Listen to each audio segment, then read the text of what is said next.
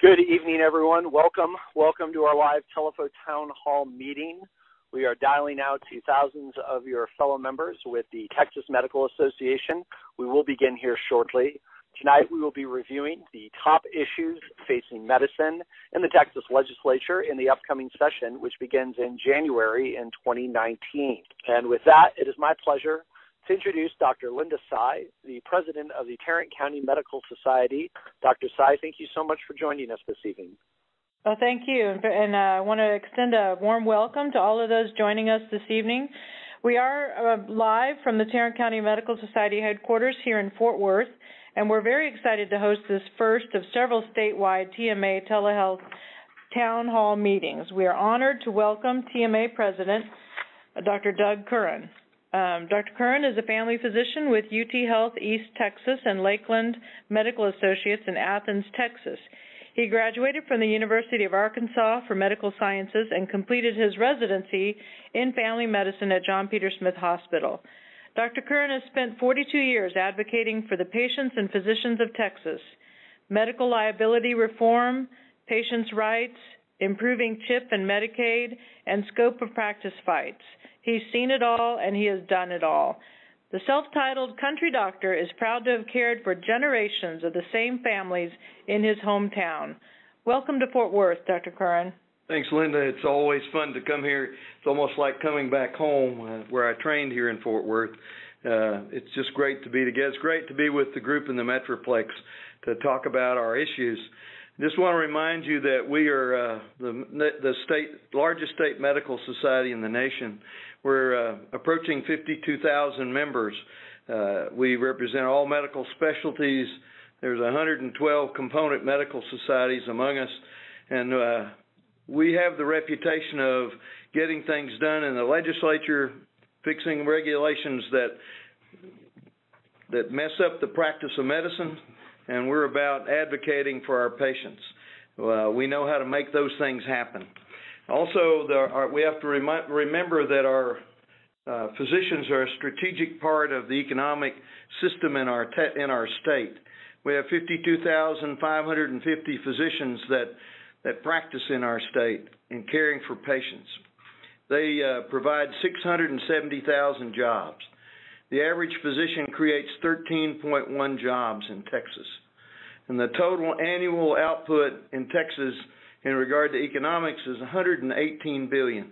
That compares with $10.98 billion in higher education and legal services, $43.5 billion, and in home care, $22.4 billion. It's really important to realize that we're about taking care of Texans and we're about figuring out how to best do it.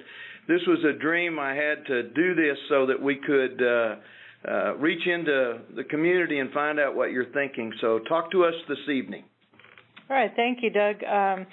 I'd now like to introduce Dan Finch. Dan is the TMA Director of Legislative Affairs, and he's going to act tonight as our traffic cop to keep things moving for tonight's TMA Town Hall on the 2019 legislative session. Dan? Dr. Tsai, thank you very much, and thank you to the Tarrant County Medical Society for hosting us tonight. Just a little bit of housekeeping, and then we'll get right into the discussion. We've broken the evening up, or at least we're going to try to break it up into about 5 different sections, and we'll announce them before we get to the discussion. And we certainly want to give you an opportunity to ask questions and participate in the discussion. To ask a question, to get in the queue for calls, please press 0 on your telephone. If you are interested in listening to us on the web, the URL is www.texmed.org//TTH2018. Now, this evening is a 1 hour of CME credit, and we will have a poll question for you after 53 minutes so that you can register for CME credit. And I am required to read a statement. I'm sorry, it's the lawyer statement, and I'll do it as quickly as I can. Policies and standards of the TMA, the Accreditation Council for Continuing Medical Education, and the AMA require that speakers and planners for CME activities disclose any relevant financial relationships they may have with any entity producing, marketing, reselling, or distributing healthcare goods or services consumed by or used on patients whose products, devices, and service may be discussed in the content of CMA activity. The TMA designates this activity for a maximum of one AMA PRA credit, one Category 1 credit. This course has been designated for 1 credit of education in medical ethics and or professional responsibility. The TMA is accredited by the Accreditation Council for Continuing Medical Education to provide CME for physicians. Physicians who remain on the call for at least 53 minutes will automatically receive CME credit. We will ask a survey poll question at the end for CME credit. And so there you have it. Let me, before we get into the discussion with Dr. Kern, introduce to you the chairman of the Texas Medical Association Political Action Committee, Dr. Rob Rogers, for just to set the lay of the land from an election standpoint. Thank you, Dan. Well, TexPAC is your TMA's Political Action Committee. We have been aggressively involved in the primaries and now looking forward to the general election. We work hard to make friends in the legislature. We realize people in the building are the decision makers. We need to have influence with them and create good relationships. That requires lots of activities, and some of the most important activities occur locally. We appreciate any local position's willingness to meet with legislators, meet with candidates, give the county medical society's opinions on candidates we should support. We are definitely stronger and more effective with your membership and involvement. Some logistics, we are coming up on an election. If you have not registered to vote, you have until October 9th to do so. Early voting begins less than a month from now on October 22nd, and will end on November 2nd, and Election Day proper is November 6th. The TexPAC Candidate Election Committee and the board work very hard to be thoughtful and thorough in our evaluation of candidates. I will say it's difficult to please 50,000 members in the TMA. So you can always find a reason that you might not agree with the TexPAC decision and decide, I'm not going to join. You need to have a bigger picture view of that and realize that we are looking for influence everywhere we can get it. We don't know what the composition of the House and Senate will be until after the election, but here's what we do know. There was a surprise win by a Republican Senate candidate in a district that had been Democratic for many, many years. That was interesting and changes somewhat of the dynamic of the Senate. There may be 5 to 10 House seats that flip from Republican to Democrat, but either, whether any of that happens or not, we know that the Republicans are going to be in control, and we need to work closely with them. So for all of you who have made contributions financially and with your work to TexPAC, thank you. For those of you who have not, we certainly will be more effective if you join us. So thanks. Back to you, Dan. Dr. Rogers, thank you very much. I'd like to also introduce very briefly Dr. Jason Turk, who chairs the TMA Council on Legislation. Dr. Turk is a pediatrician in Fort Worth. And Dr. Turk, thank you for joining us tonight. Thank you, Dan. I'm really honored to serve as chairman of your TMA Council on Legislation. Of course, our busiest time is right now as we prepare for the 86th Texas Legislature that convenes in January and will conclude in late May. It's a 140-day marathon run at a sprint's pace. As usual, we'll see more than 7,000 bills and resolutions introduced in the session, with about 1/3 of these dealing in some way, large or small, with health care. Like it or not, the legislature's effect on our practices and our patients is huge. If you are not at the table, then you are surely on the menu. I assure you TMA will be present and heard from to defend what needs to be defended and to advance the cause of our patients and the physicians who care for them. While the Senate and its presiding officer, Lieutenant Governor Dan Patrick, look to return with a supermajority in 2019, the same cannot be said about the House of Representatives. First, the House must elect a new speaker. While that has been the subject of great discussion around the state, it also means we will have new committee chairs, new committee members, and new committee staff to hire. So, while we expect the Senate to quickly begin its work, it may be some time before the House infrastructure is truly in place, and that's going to act as a bit of a speed bump for at least the first month of session. But at the end of the day, the legislature has only one must-pass bill, which is the budget. Typically, that process takes the entire session to iron out, and other bills are oftentimes held hostage by one chamber to pass its version of the budget. Maybe this is the year they will only pass one bill, but I certainly wouldn't count on that. Last thing, I think it's really important to thank the other 17 members representing both primary care and specialty care who serve on the TMA Council on Legislation, and our incredible lobby staff of the TMA. This really is an extremely hardworking group, and they spend countless hours looking at and developing the best approaches to the issues that our patients and physicians face. If you have any questions about a particular issue, don't hesitate to reach out to one of the members of the council. Thank you. Great. Thank you, Dr. Turk. Dr. Curran, welcome. Thank you, sir. It's nice to see an old country doctor using new technology to reach out to an old worn-out country doctor using new technology. It's a good thing. It's a good thing. There are several areas of legislation and policy making that we'll get into tonight. First of all, I want to start off with the budget. As Dr. Turk mentioned, it's the only thing that they honestly have to pass. Sometimes we wish it was the only thing they did pass. We know we're not going to be that lucky. Medicine is a big business for the state of Texas, and a total budget of about $210 billion from all sources, and a third of that at least a third of that goes to health care.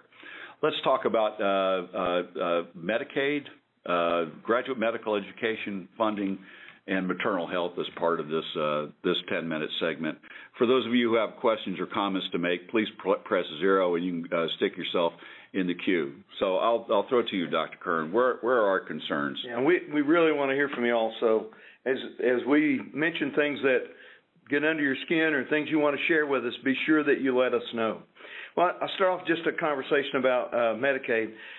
Many of you saw the Dallas Morning News articles that caused a lot of heartburn about what's going on with Medicaid and the responsible aspect of managed care organizations, i.e. they don't have any responsibility. They tend to do things that make them profitable and a lot of times just don't care for our patients. And we've had some issues with HHSC in regard to having appropriate oversight, and a lot of things are beginning to happen with that. Representative Davis and her committee is looking at that in regard to the ethics of that area. So we're going to see some issues, I think, come out that we can hopefully improve in regard to HHSC oversight in the area of Medicaid and managed care. We have to also strengthen care coordination in this area. If we can work together and coordinate better care so that our patients receive the resources they need to really make a difference, and that includes appropriate access to care, and in a lot of areas that's just not there. The networks are totally inadequate, and any kind of appeal you have to make to get a patient seen is just an enormous hassle. So we're going to be dealing with helping to simplify those appeals. We got to be sure networks are adequate. In East Texas, where I practice, I'm always looking for a neurologist or a pediatric subspecialist that I just have no access to at all. And we have had no change in physician payment in Medicaid for 2 decades. And that's just unacceptable. We just can't have that anymore. I can't take care of these patients if I can't afford to see them. And in the environment we live in right now, we can't afford to see them. So they have limited access to care. Again, we have to limit how many we see so we can keep our doors open. We're just small business people trying to make things happen. And even large corporations limit it because they can't make it work either. They can't make the cash flow work. And the administrative hassles within Medicaid are just astronomical. Maternal health, let's talk about that just a few minutes. An enormous issue in Texas. We were supposedly the worst place to be in regard to having babies and protecting mothers until there was some evidence that maybe some of this is a matter of how the data was acquired.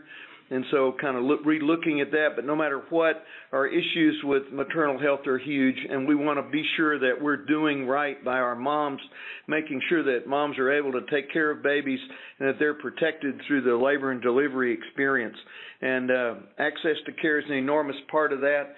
6 weeks after that delivery is just inadequate. We have to have longer times. We're going to really be working on maternal health issues. I want to hear from some of you about some of those issues you have concerns about. Graduate medical education is enormous. We must continue to expand GME so that we can expand residency programs. We're producing more doctors than we're able to train in residency programs, and that costs the state a lot of money. We got to be sure that there are adequate residency programs within our state. So we'll be working on expanding graduate medical education. On graduate medical education issues, Dr. Kern, it's been true. It was true a generation ago, and it's true today, that 80% of physicians stay within 100 miles of where they train. And we have been, and TMA, have been very successful over the last several sessions in actually increasing funding for graduate medical education.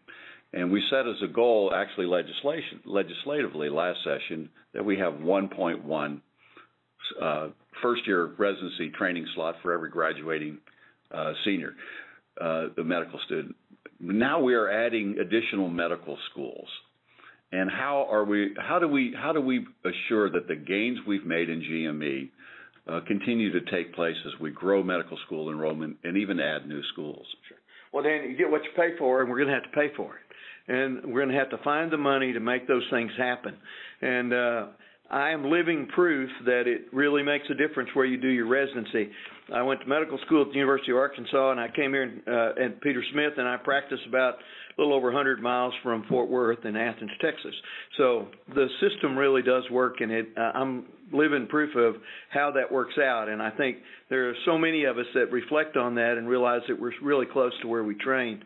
And I think that educating our legislators to that fact and the commitment they made of a 1.1-to-1 ratio, so that one medical student to 1.1 residency slots, that's cost efficient. It's the right thing to do for the state.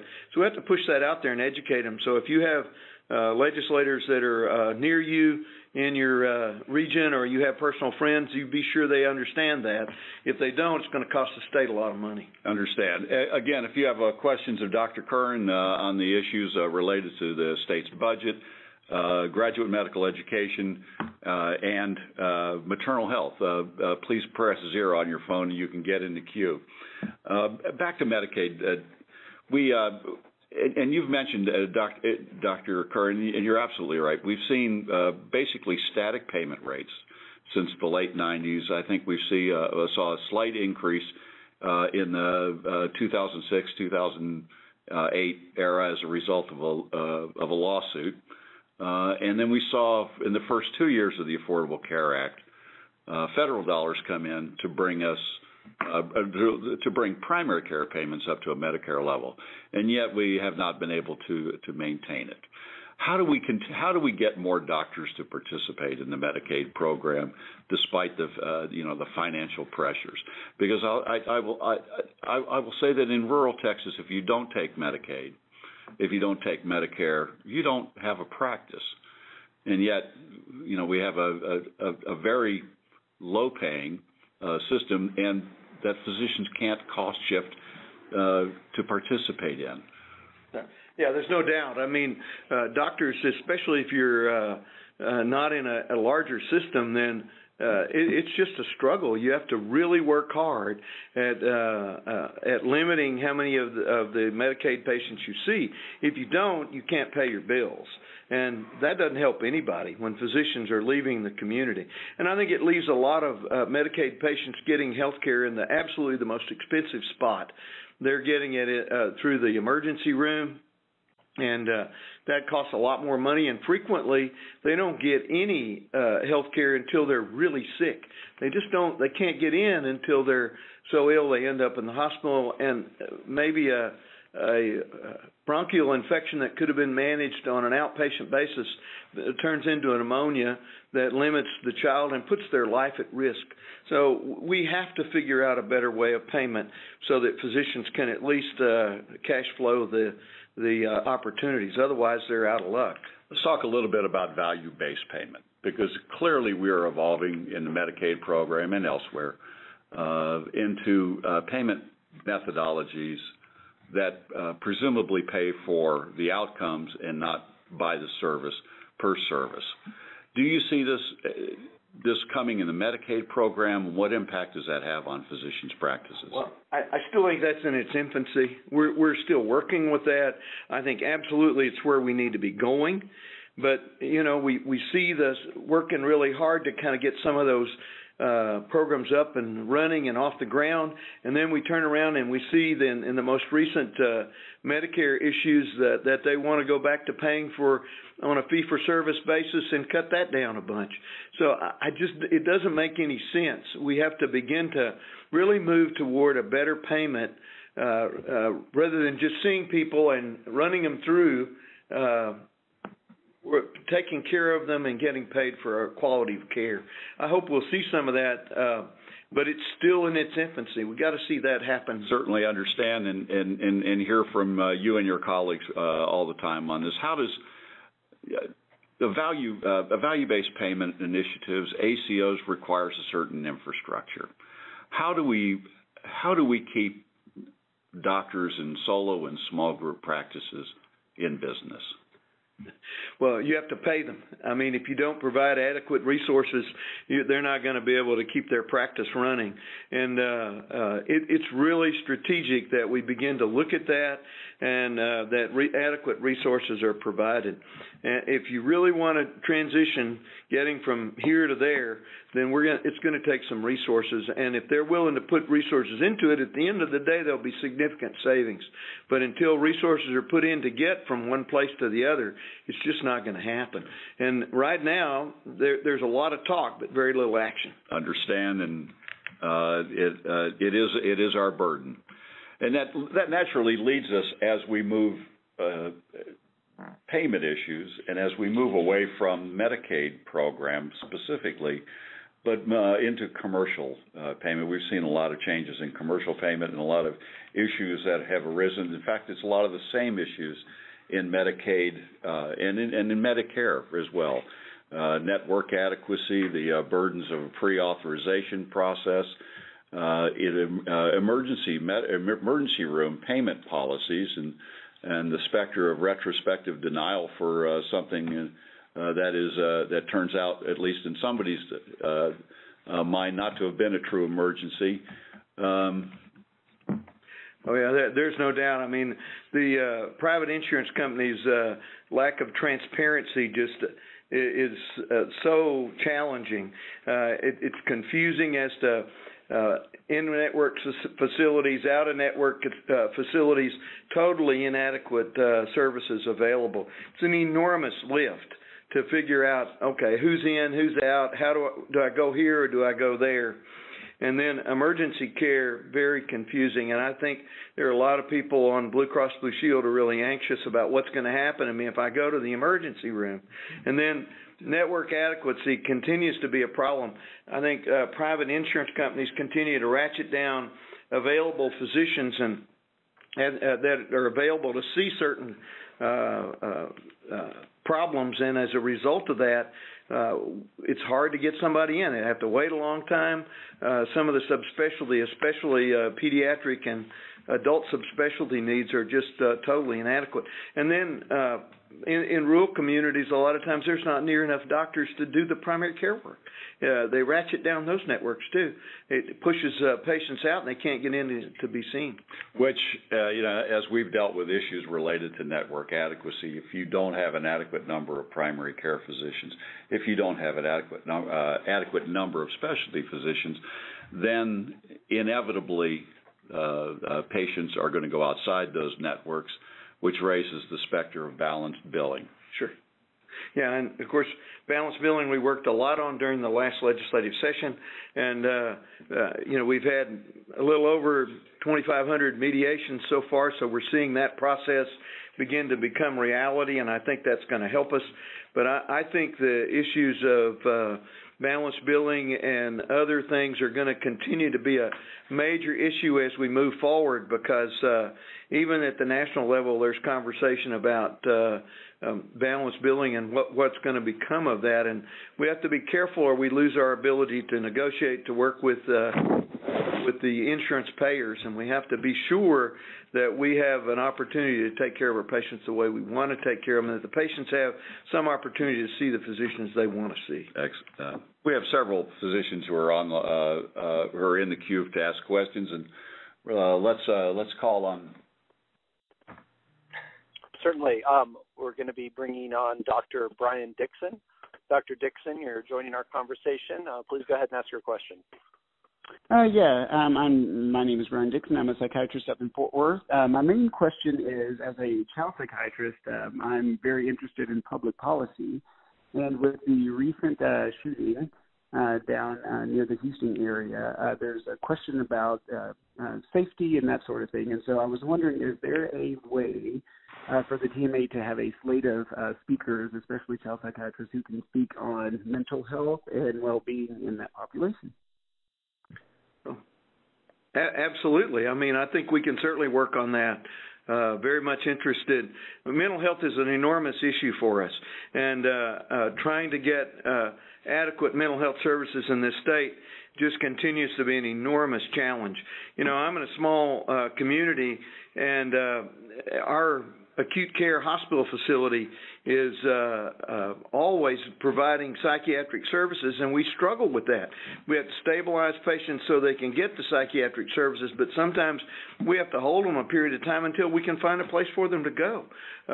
It's just a very challenging issue to continue that continues to get neglected, and so we got to do a better job of working on our mental health issues, and we're open to making those things happen. I just to add, the last several sessions of the legislature, we've devoted quite a bit of additional spending to mental health, and mostly to restore a rather frayed infrastructure. We're not where we need to be, but we've made some progress in the last several sessions. I'll also say that it's not just the Texas Medical Association on mental health issues. It's the other specialty associations, this Texas Society of Psychiatric Physicians and others. We all work jointly on these sorts of funding issues at the state. And what we've had to do specifically in the area of mental health over the last several sessions is rebuild, patch, and repair the infrastructure for mental health services in the state. We're not where we need to be, but we're a lot farther along than we had been in the past. And I think we've seen a more receptive legislature than we've had in the past. They do seem to realize that that's a challenge. Let's take one more question from the queue. Certainly, and I just want to remind to everyone still listening, if you had a question or a comment on any of the issues being discussed, please press 0 on your telephone keypad. Again, 0 on your telephone keypad to submit a question. If you'd rather not go live with your question with our panel, you can always let the operator know that you would like your question read aloud, and I will do so and make sure you still have an opportunity to join the discussion. Again, 0 to submit a question. In the meantime, I'm going to be bringing on live Dr. Shireen Reno. Dr. Reno, please go ahead and join the conversation. Hi, my name is Dr. Shireen Reno. I'm president-elect of Collin Fannin Medical Society, and I'm just wondering if anybody else is experiencing one of the things that I am, which is basically for several of my most commonly used CPT codes, they are now going down below Medicare rates. And I just, to be honest, that's like the lowest level that we should remain profitable. And I was looking at some of them and comparing them, and really, in the past 10 years, they've gone down 60%. So this is a commercial health insurance issue. So I was wondering what TMA is doing about looking into those issues. Yeah, we're absolutely aware of that, and we're working on those issues. It's just appalling. We have to stick together, and we have to communicate that, and we have to push back on that. And I think we're watching very closely and making sure that as this happens, that we begin to address it as quickly as possible, because we cannot continue to function in this sort of arena where you're not being paid adequately to keep the doors open and pay the bills. It's just not acceptable. We have to push back. Payment's going to be a major issue in this next legislative session at lots of levels, both private insurance and Medicaid for sure, and issues of Medicare. We have to also be diligent because of what they're trying to do in that area. So payment is really going to be important as we move forward. And we need all your ideas. If you've got additional ideas, please feel free to let us know through the Knowledge Center or other resources. Yeah, Dr. Reno, I'll also say that we have a pretty strong payment advocacy program at the TMA, and if you'd like to contact the payment advocacy folks, you can certainly send an email to the Texas Medical Association, and I'm not quite certain exactly Genevieve Davis, or send it to me for that matter, and we'll route it to the right place. But thank you very much for your call. It is a huge concern, and physician contracting with plans has been, is, and will continue to be an extraordinary concern for TMA. Let's move on to issues related to public health and prevention, vaccines, advanced directives. And if you have questions related to this, remember, please press 0 to get in the queue. Much has been made, Dr. Curran, about vaccination rates, the allegations of the failure to immunize kids, the potential for increasing, disease rates of largely preventable, communicable diseases. Where are we, and what are we going to face in the next legislative session, in your opinion, on the issues related to vaccine? Well, I think the good news is that with public health issues in general, we have 30 major health organizations that are working to identify priorities for the 2019 legislature, and certainly vaccines are right in the middle of all that. And this coalition will be standing with us, and we just added the Texas Dental Association and the Texas School of Nursing Association to our group. So I think that just continues to facilitate communication through all these organizations onto our lawmakers. Realize that just recently there was a Republican survey that showed the overwhelming majority of Republican voters supported vaccination laws. And it seems like most of our anti-vaxxers have surfaced out of a far-right conservative Republican environment. So hearing that, I think, gives us some additional leverage to try to educate people as to the true value of immunizations. One of the few things that's really made an enormous difference in our profession has been just good old public health issues, clean water and appropriate sanitation and vaccinations. Made an enormous difference. So we got to fight hard to make sure that our kids are immunized, that our adults are immunized. It makes an enormous difference, huge cost savings for all of us, and makes us healthier so we can keep working and make Texas stronger even yet. One of the things that we pursued legislatively, and not successfully in the last session, was to require that we publish immunization rates by school campus, and there was a wide amount of misrepresentation of the intent. I mean, some thought that that the intent was to publish the specific lists of students per campus that had been immunized or had not been immunized, when really the intent was to demonstrate and to show that a percentage of the total population had received their immunization. This information is going to be important to parents, particularly if their children are immunocompromised in some way that doesn't allow them to be immunized, and yet they will be the first to suffer in the event of a breakout. We are starting also to see outbreaks of whooping cough again. Yeah. All of these childhood illnesses are real. They have caused significant damage to our children, and we need to be sure that our kids are being immunized. And it really is helpful just to know what's the percentage of the school, so that if there are immunocompromised kids, they can pick a different school that has a higher percentage of immunization. I don't think it's really meant to shame anybody for where they are. That's not the goal here. It's more to educate and help people realize and understand that vaccinations are unbelievably safe, and they have enormous benefit. The TMA has been involved with the Tobacco 21 effort to limit the sale of tobacco and tobacco products to individuals who are 21 or older, and we've seen the city of San Antonio take steps, at least by local ordinance, to implement that. where are we going with that in the next session?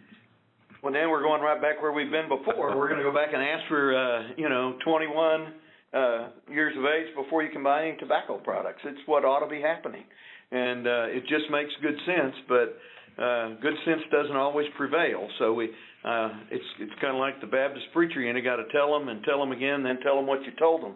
And I think we have to continue doing that. And the Texas or Tobacco 21 is going to be an issue for us. We're going to be there. We're going to push that forward because it's the right thing to do. It'll make an enormous difference, decrease our costs on health care, and at the end of the day, we'll have a healthier populace. And when we do, we just function much better. We're seeing a lot of towns beginning to pass laws that limit tobacco use and access and so forth. It's encouraging to see that. So hopefully we'll see more of that. And with that kind of leadership from our communities, then the legislators will feel some pressure, and maybe we can get this done. Let me remind the listeners, doctors, that if you wish to get in to ask a question or make a comment, please press 0, and we'll proceed from there. I want to change a little bit from vaccinations to do not resuscitate orders. This has been a huge subject in the legislature in the last several sessions, and we certainly expect that it will come up again. Last year we did pass Senate Bill 11 related to DNR orders.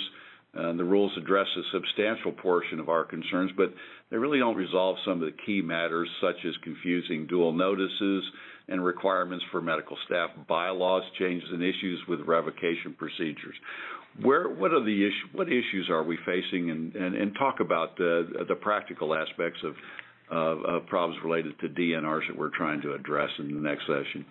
Well, dealing with patients that are at end of life is always a very challenging time. It's challenging for the physician. It's challenging for the families. Everybody struggles with how do we do this well? How do we care for our people and care for them appropriately? And I think a lot of times we end up with issues of futile care that don't help anybody, and we try to sort all that out. And I think to some extent the current issues with do not resuscitate continue to be really foggy. And depending on where you're practicing and what hospital or facilities you're working in, sometimes the requirements and the requests are very different. And we've got to have some standardization. We've got to see some clarity in the DNR bill that was passed.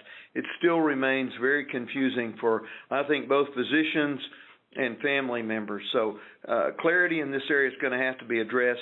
And I do think we're going to have to build coalitions to do this.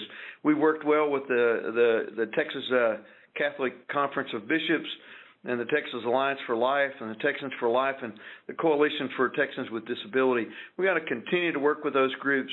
We need to ask them to help us get this done so we do the right thing for our patients and we clarify things for docs so it's easier to get this done, because it's hard all the way around. And so if we have clarity, then I think we'll do a better job. Right. Let me remind folks that there will be a quiz at the end, and this for your CME, and the answers relate to becoming involved, attending First Tuesday, subscribing to the TMA Legislative Hotline, to answer our action alerts and to talk with your elected representatives. So that's the answer. We will ask the question at in a little bit later time. I want to move ahead, Dr. Curran, and talk about issues related to corporate practice, to licensure with the Texas Medical Board, scope of practice, and opioids in the current crisis. So if you, again, just a reminder to folks, if you want to get in the question or comment queue, please press 0 on your phone. On corporate practice, more and more physicians are being employed, and we have fought these battles over the last number of sessions to protect the clinical autonomy and independent decision-making for physicians for the benefit of their patients, free of administrative interference. And yet we know these sorts of situations persist. What issues have come to TMA from our member physicians in the past related to issues that employed physicians have with the groups that have, with the organizations that have employed them. Well, certainly, there are good ones and bad ones, just like everything else, and that goes without saying. But organizations that are much more oriented toward cash flow and economics may be coming around to physicians and being sure that they are ordering the testing that needs to happen so that it improves the cash circumstance of that entity. And that's just absolutely unacceptable. I like to use the example of if you're a physician that's seeing a lot of back pain and you're working for somebody, the expectation is that you're going to order a number of magnetic resonance imaging studies, and if you're not, then you're probably not doing a very good job. And we know that's just not the truth. But I think there will be some pressure for you to order more testing. And I think we have to have some protection for our physicians who are being pushed in that direction. I know a number of emergency room physicians are being expected to do specific and certain workups based on the economics of the presenting problem and the age of the patient.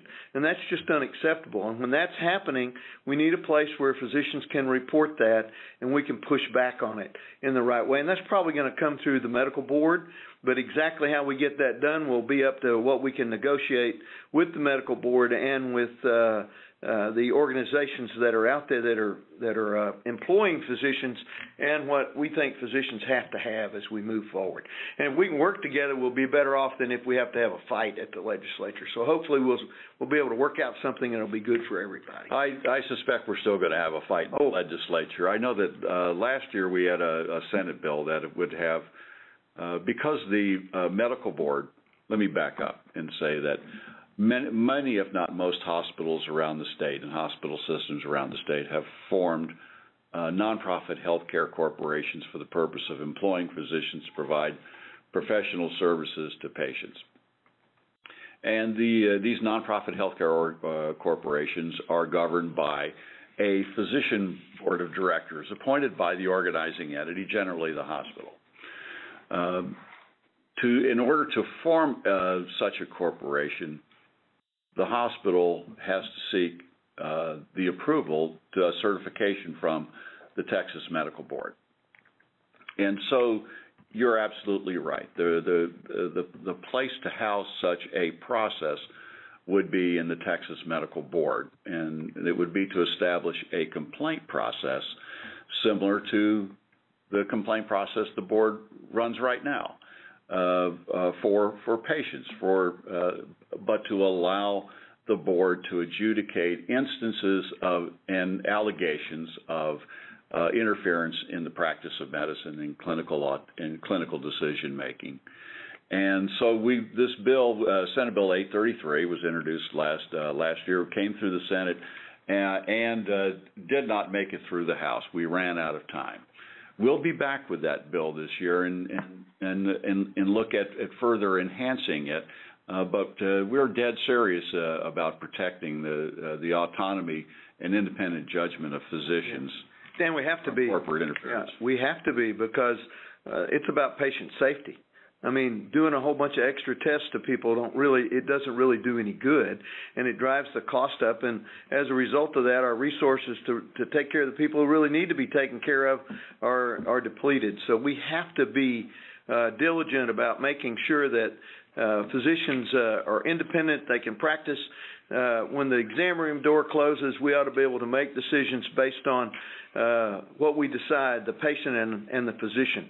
And they ought to be able to carry those issues forward within those confines and not have people from entities coming in and telling us what to do whenever they really don't have the medical knowledge to do that. Recently in the Dallas-Fort Worth area, there was a group of clinics changed hands. I think it was Children's Hospital sold a number of clinics to another provider in the Dallas area, and some number 50, 60, 70 pediatricians were let go.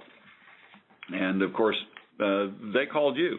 Yes, that's true. They did. And how did you and how did TMA respond? Well, the first thing we did is we tried to give them options, and I think that's one of the great things about our organization is that as we're empowering physicians, then we keep those physicians open to all kinds of options.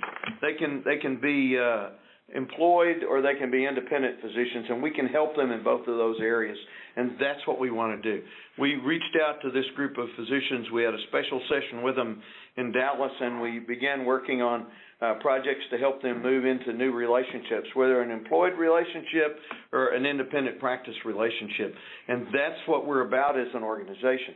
But we also need to be sure that the coverage that happened in this had to do with decreasing from physician pediatrician care to advanced nurse practitioners. And we have to shine a bright light on that, because that's a real problem for the patients if they don't understand the difference in the care they're getting. It's just not okay. And we have to be sure that there's clear understanding that as this has evolved, the lack of physician supervision, the lack of physician participation may be detrimental to our patients.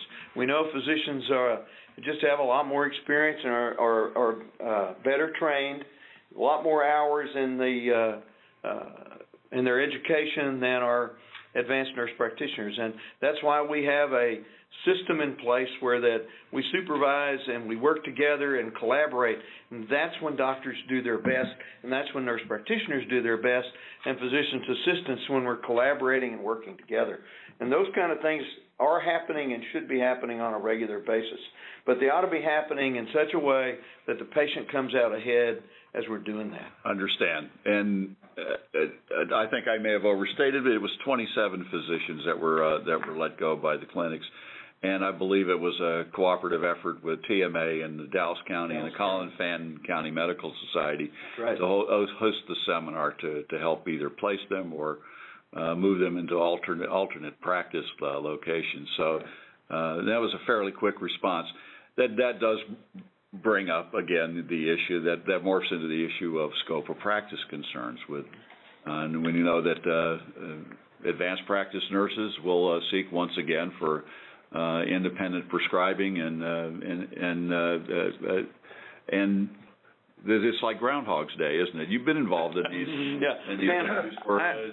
I am absolutely convinced that we will be dealing with scope of practice issues whenever my great-great-great-grandchildren are practicing medicine. I don't think this is ever going to go away. I think we're always going to have to struggle. And I think our best efforts are to continue to be sure that we make it clear that you can settle for second best if you want to, but there's no reason to. We can do this well by continuing to be a physician-led group with doctors helping and working together so everybody gets seen, everybody gets absolutely the best care possible. And if we do that, then we make an enormous difference in care for our patients, and we facilitate expansion of care so we can reach into areas we haven't been able to reach before, because we have more providers that are able to help, and with physician-led opportunities, it makes an enormous difference. I remember when my children were little, and this was a long time ago, and there was a group of 4 pediatricians. It was 4 pediatricians, 4 registered nurses, and 1 part-time bookkeeper receptionist. Mm-hmm. And now that practice is 12 physicians, 7 or 8 mid-level practitioners, PAs, nurse practitioners, a whole host of RNs and other folks, and an entirely separate billing department. And that's just the nature of medicine. But it seems that medicine anymore is, particularly in primary care, is a team sport. And it's everybody pulling together to provide the very best of health care, but it is by definition a physician-led team. There's no doubt about it. And if it's physician-led, I can assure you the quality goes way up and the care for the patients is much improved.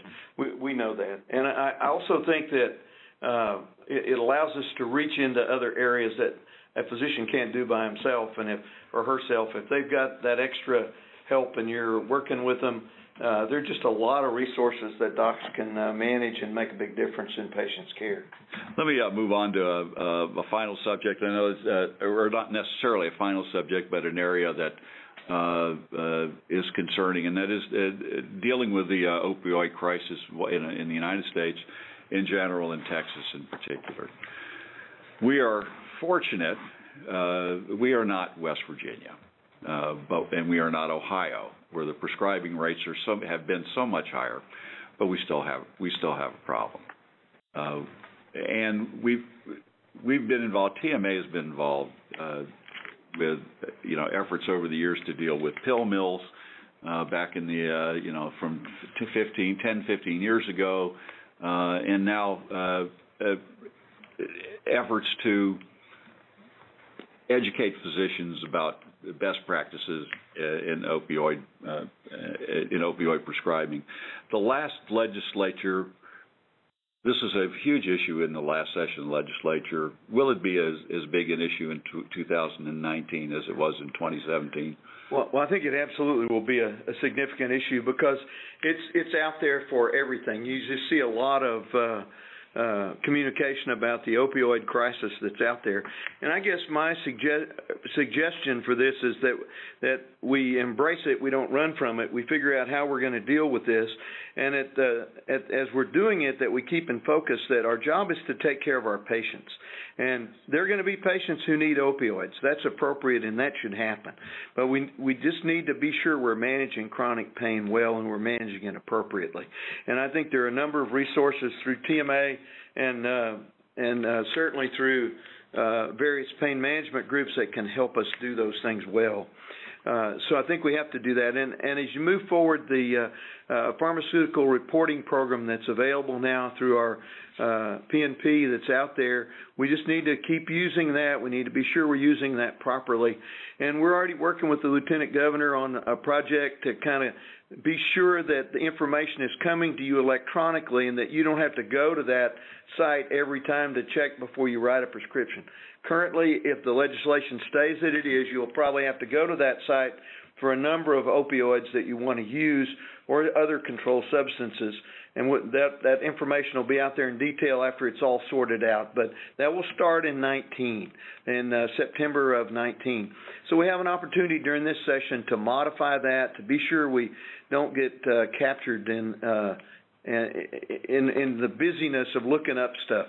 Hopefully we'll get that directly sent to us electronically. We've been, TMA has been very involved with the House Select Committee on Opioids and Substance Abuse, and they've been undertaking this enormous task and have devoted quite a bit of time to it.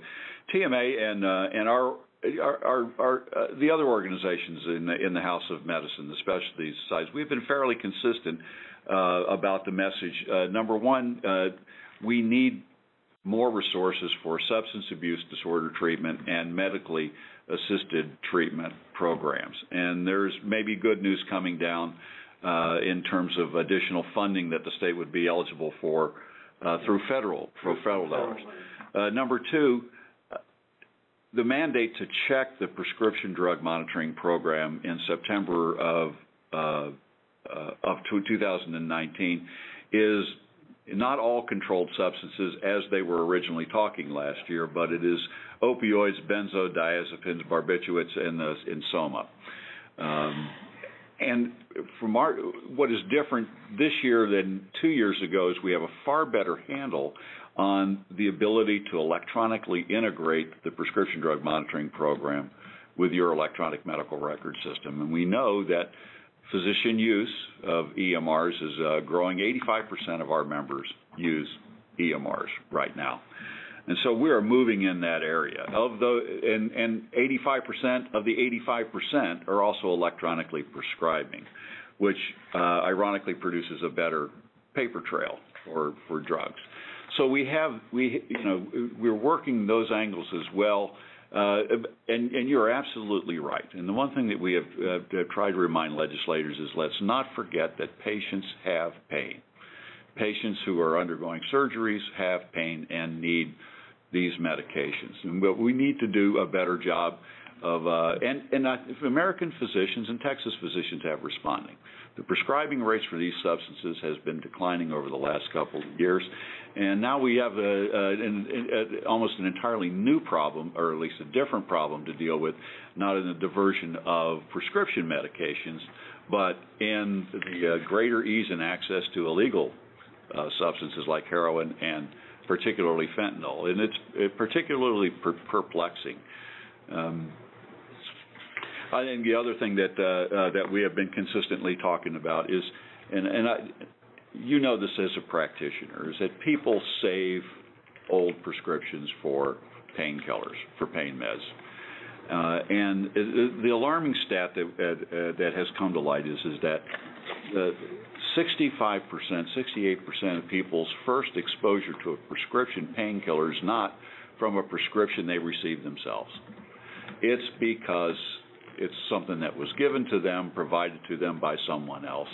And that speaks to the need for really good drug take-back programs and a more extensive network, because we just can't discard them in the trash. It's not good for the land. We can't flush them because it's not good for the water supply. Before we're coming up really on the end of this program, I'm going to switch from Austin, Texas to Washington, D.C. The Center for Medicare and Medicaid Services, CMS, issued a new set of proposed regulations related to the payment of physicians, and wanted to collapse, and among them are proposed to collapse the number of payment categories from 5 to 2, and otherwise create other reporting burdens on physicians for just an incredible increase in paperwork. TMA put together a 58-page comment outlining nearly 70 suggestions for improvement, and furthermore, at your insistence, we have written to the chairman of the House Ways and Means Committee and the House Energy and Commerce Committee and asked for public hearings on the very detrimental effect that these practices will have on physicians and physician practices. And you had a wonderful line that I have never seen in a formal letter. Well, you know, every now and then you come up with a pretty good idea, and I think this one communicated my frustration with this. And I just said that this is not medicine, this is not patient care, this is a widget counting bureaucracy gone mad. And I think that's kind of where we are with the changes that are coming down from CMS. So hopefully we'll see some sanity return, and I hope that they will give us the chance to have some hearings on these issues. Otherwise, this very well may become policy at the first of the year, and it's an enormous problem for primary care. And I have been really pleased that our specialty colleagues have weighed right in beside us, trying to help us in this area, because it's just unacceptable. We must fight this so that we're treated fairly in our attempts to take care of patients. That pretty much concludes our discussion this evening. Dr. Curran, I just wanted to say the final word as always. Well, thank you, Dan. I just wanted everybody to know how important I think it is that you communicate with us. You need to tell us what you want and how things are affecting you, so we can do a better job of representing you, and we can reach out and make the changes that need to be changes that need to be made to help our patients. I think that's our goal. That's what we want to do at TMA, and we need to hear from you so we do it better. And I really appreciate your participating tonight, and I'm looking forward to working with all of you during this next legislative session. Thanks for your time this evening. Dr. Curran, thank you. And Dr. Sy, thank you for your hospitality in the Tarrant County Medical Society. Dr. Rogers and Dr. Turk, and all of you who have joined us for the evening. So many thanks. If you have further information needs and have questions or comments, you can call the TMA Knowledge Center at 800-1-800-880-7955. And Jason, I'm going to throw it to you for the poll questions so that folks can handle their continuing medical education credits. Again, thank you all for joining us tonight. Thank you so much, Dan. I just wanted to let everyone know that you're going to be able to answer this poll by pressing numbers on your telephone keypad. And we'd like to know if you're going to implement any new strategies based on what you learned in this call, and if so, which ones. Please press 1 on your telephone keypad for attending TMA's first Tuesdays at the Capitol Lobby Days this session. Press 2 on your telephone keypad for signing up for the TMA Legislative News Hotline email reports. Press 3 if you are going to respond to TMA Legislative Action Alerts. Press 4 if you're going to be writing, calling, or speaking to legislators, or press 5 for more than one or all of the above. One more time, we're asking those of you in our listening audience if you're going to implement any of the new strategies based on what you learned in this call, and if so, which ones. Press 1 on your telephone keypad for attending TMA's first Tuesdays at the Capitol Lobby Days this session. Press 2 for signing up for TMA Legislative News Hotline email reports. Press 3 for responding to TMA Legislative Action Alerts. Press 4 for writing, calling, and speaking to state legislatures. And press 5 for more than one or all of the above. We appreciate everyone taking their time out of their evening to listen to our discussion and participate in our poll question. Also here at the moment of the call, or rather at the end of the call here in a moment, you're going to have an opportunity to leave a voicemail if you'd like to make a comment about tonight's forum and how much you enjoyed this kind of event. Please do so. And if you have any kind of questions for TMA, please leave your name, first and last, and some detailed contact information where we can get a hold of you, either a telephone number or a valid email address. And Dan, I believe that concludes our business this evening. Great. Thank you very much. All right. Thank all. All right. Thank you, everyone, for joining. This has been a live telephone town hall meeting with the Texas Medical Association. Thank you so much for joining us. Good night.